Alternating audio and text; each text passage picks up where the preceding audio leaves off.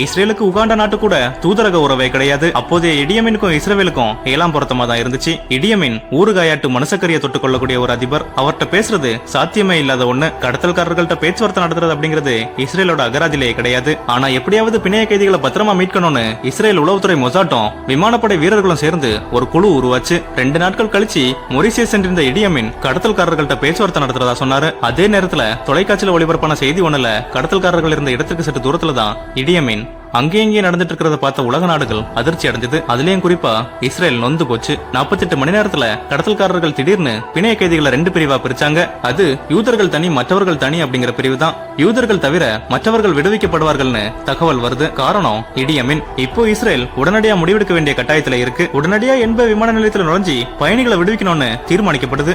ஆனா அதுல 2 சிக்கல்கள் இருந்தது. 1, விமானங்கள் ரேடார் கண்காணிப்புல இருந்து தப்பணும். 2, இஸ்ரேல் உகாண்டா இடையே உள்ள